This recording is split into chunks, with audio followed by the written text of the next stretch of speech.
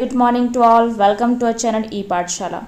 तो जैसा कि मैंने शॉर्ट में अपलोड किया था, शॉर्ट वीडियो में आप मुझसे क्वेश्चन पूछ सकते हैं। बीएड सेकेंड सेम के लिए एक मौका है, ठीक है। तो आप लोग मुझसे क्वेश्चन पूछ सकते हो, उसके आंसर मैं आपको बताऊंगी। तो मुझसे सेकंड क्वेश्चन पूछा है, उनका नाम तो मुझे खैर दिख नहीं रहा, वीएस करके कुछ नाम था।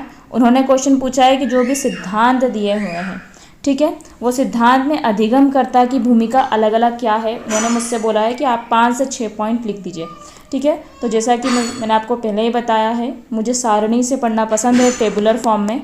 तो इसमें मैंने आपके बहुत सारे डाउट्स क्लियर करे हैं, बिकॉज इसमें मैंने पहली चीज़ तो आपको ये बताया है कि भैया वो सिद्धांत क्या है। दूसरी चीज़ ये बताइए कि सिद्धांत क्या कहता है। तीसरी चीज़ ये बताइए कि उसमें अधिगमकर्ता की क्या भूमिका है। मतलब भैया अगर आपको किसी सिद्धांत से सीखना है, ठीक है, प्रैक्टिकली इसको लाइफ में भी आप मन उपयोग कर सकते हैं, क्योंकि हम सब सीख ही रहे हैं, हम सब अधिगम करता है।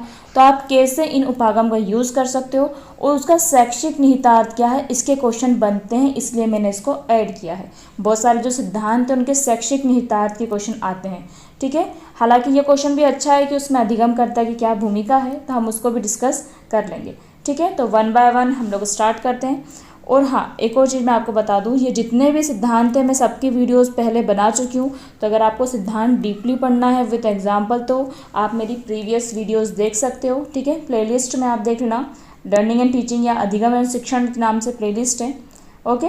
तो उसमें आप चेकआउट कर सकते हो। उसके बाद आपको ये चीज़ ज़्यादा बेहतर तरीके से समझ में आ जाएगी, ओके। सो स्टार्ट करते हैं विद फर्स्ट उपागम, that is the cognitive approach, संज्ञानात्मक उपागम, ठीक है। संज्ञान मतलब होता है भैया पता होना, किसी चीज़ का पता होना, संज्ञान होना, ठीक है।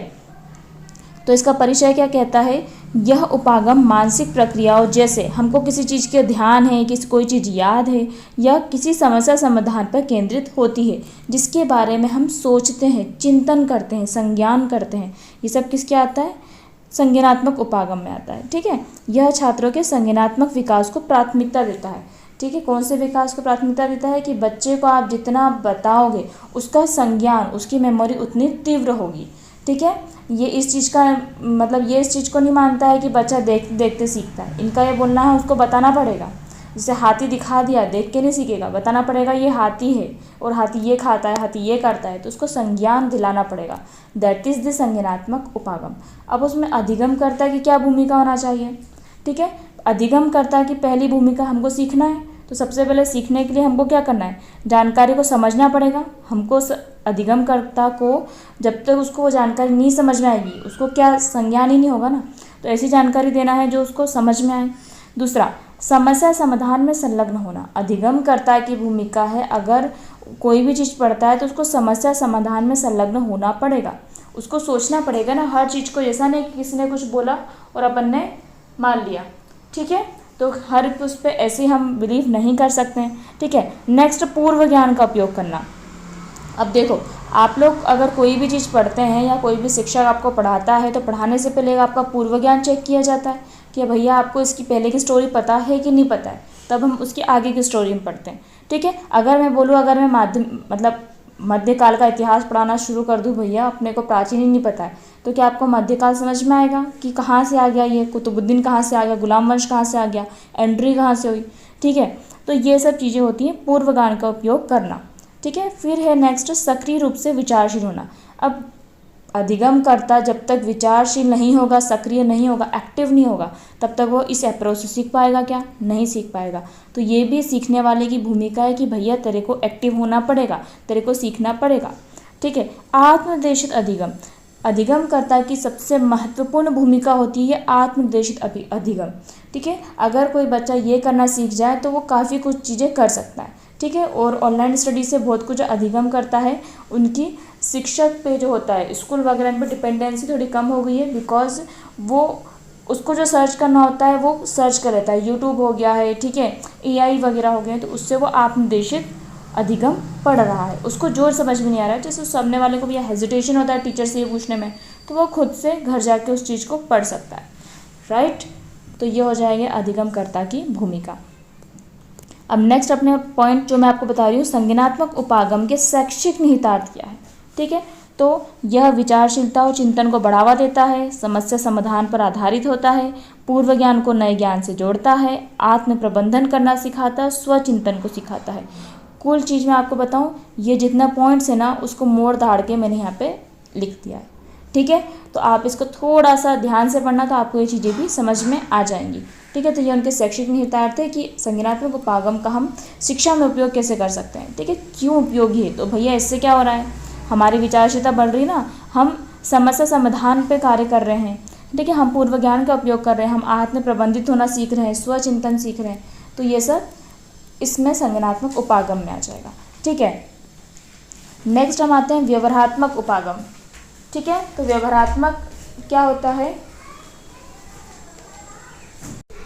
ठीक है, व्यवहारात्मक उपागम क्या होता है, व्यवहारात्मक that is the behavioural approach, ठीक है। तो इसमें क्या होता है, यह उपागम क्या कहता है, यह उपागम व्यवहार के अवलोकन योग्य बदलाव पर केंद्रित होता है कि आप किसी के व्यवहार को किस प्रकार चेंज कर सकते हो, ठीक है। तो आप इसमें पुनर्बलन का उपयोग कर सकते हो, अगर आप उसको स्टार दोगे तो वो बच्चा क्या होगा, उस चीज़ को और करने का प्रयास करेगा, और वहीं अगर उसको दंड मिला जाएगा तो वो उस चीज़ को नहीं करेगा, ठीक है। तो इन दिस वे हम क्या करते हैं, उसके बिहेवियर में चेंज करते हैं, ठीक है। इसमें प्रबलन जैसा कि पुनर्बलन है ये, ठीक है, पुनर्बलन दैट इज़ द रीइंफोर्समेंट जैसे अनुकरणों का उपयोग कर सकते हैं, ठीक है।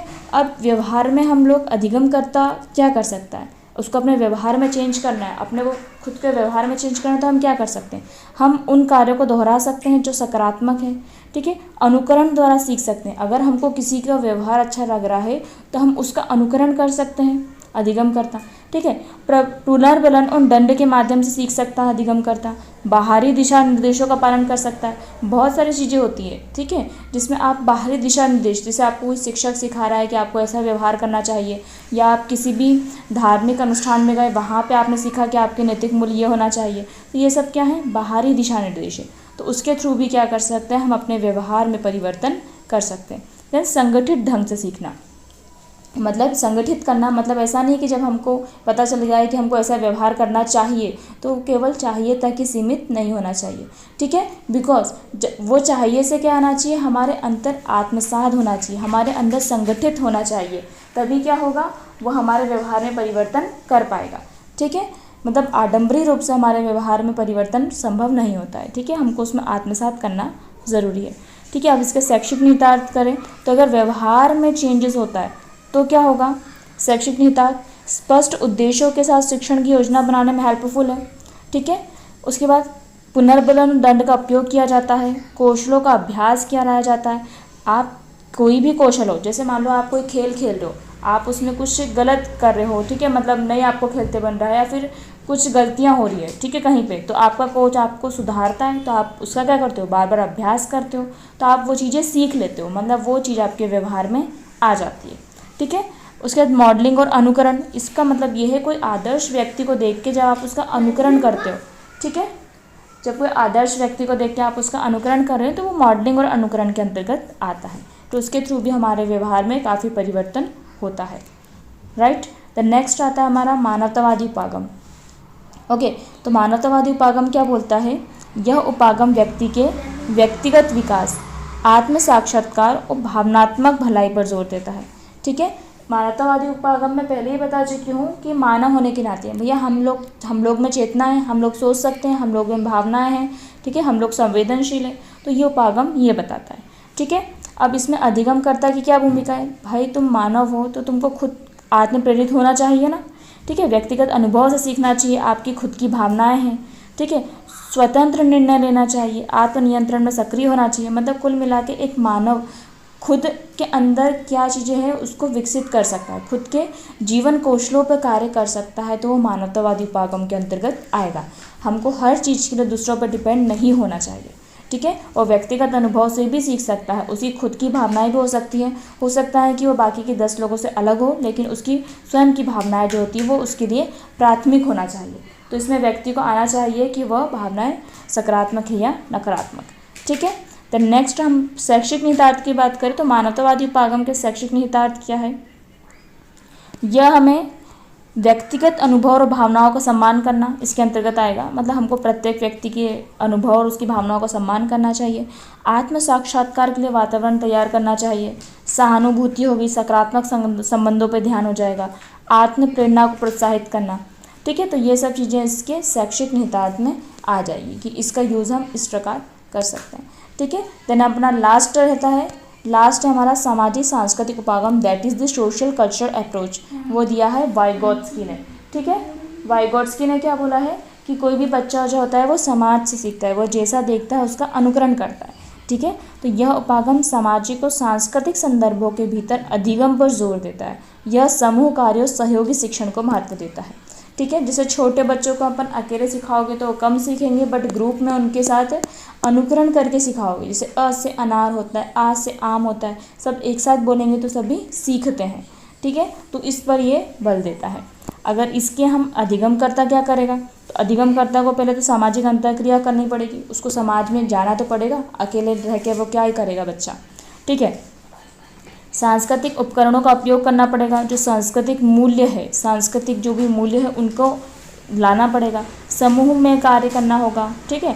सामाजिक मानदंडों का पालन करना होगा। ऐसा नहीं कि वो व्यक्ति सोच रहा है कि नहीं ये मेरी भावनाएं हैं तो वो सही हैं, कभी कभी भावनाएं गलत हो सकती तो उसके लिए कुछ सामाजिक मानदंड बनाए जाते हैं कि यह सही है और यह गलत है, ठीक है। सामाजिक और सांस्कृतिक संवेदनशीलता को विकसित करना, ठीक है। तो ये इसके अंतर्गत आ जाएगा। अब इसके शैक्षिक निहितार्थ क्या है, तो इसमें बच्चा क्या कर सकता है, इसके शैक्षिक निहितार्थ क्या हो सकते हैं। तो इसमें सांस्कृतिक और सामाजिक संदर्भों का ध्यान रखा जाता है, समूह कार्य सहयोगी शिक्षण को बढ़ावा मिलता है, संवाद के माध्यम से ज्ञान का आदान प्रदान होता है, सामाजिक मूल्य मानदंडों को समाहित किया जाता है। इसी को तोड़ मोड़ के अपन ने यहाँ लिख दिया है, ठीक है। मोर ओवर मैं आपको हमेशा बताती हूँ कि ये मेरी वेबसाइट पर अपलोडेड है। अगर आपको लिखने में आलसी आती है जो भी है, आपको दोबारा इतना लंबा वीडियो ना देखना पड़े तो आप मेरे वेबसाइट पे देख सकते हैं, ठीक है। अगर आप लिखोगे B.Ed 4th same syllabus in Hindi तो मेरी वेबसाइट आ जाएगी, ठीक है, epathshala.com है। और इसके अलावा मैं आपको एक और चीज़ बता दूं, जो शैक्षिक निहितार्थ है वो मैंने प्रत्येक की जो वीडियो बनाई है, चाहे वो वाइगोत्स्की का हो, ब्रूनर का हो, आसुबेल का हो, मानवतावादी हो, सबके शैक्षिक निहितार्थ मैंने सेपरेटली बताए हैं, उदाहरण के सहित बताए हैं। तो अगर आपको वो ठीक लगते तो आप उनको भी लिख सकते हैं और इनको भी लिख सकते हैं, ठीक है। अपना मेन चीज़ ये है कि अपने को कंसेप्ट क्लियर होना चाहिए। आई होप आपको काफ़ी कुछ इससे क्लियर हो गया होगा। And thank you for watching my video. मिलते हैं नेक्स्ट वीडियो में।